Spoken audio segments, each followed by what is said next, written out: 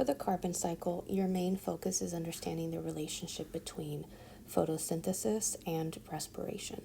So I'm going to start with the carbon that's found in the atmosphere, and that carbon is going to be in the form of CO2.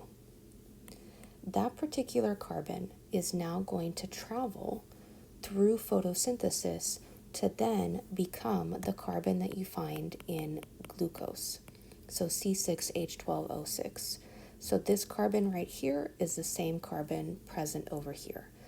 Phytoplankton is going to be our primary producer for a marine ecosystem, and so phytoplankton, because of solar radiation, is able to undergo primary production to now feed our primary consumer, secondary consumer, so on and so forth until we hit the possible tertiary consumer.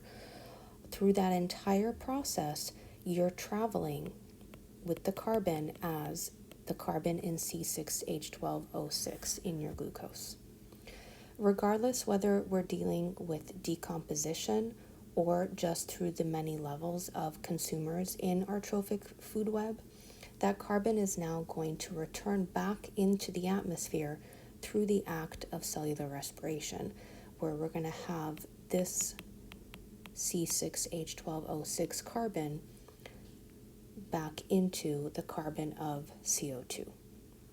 If you look at your other food web, this time dealing with terrestrial food webs, that same carbon in the atmosphere as CO2 again goes through the act of photosynthesis for our primary producers. This time it would be terrestrial land plants.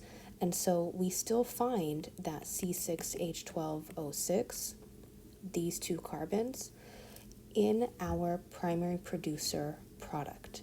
This now is going to go through our primary consumer, secondary consumer, so on and so forth until the possible tertiary consumer.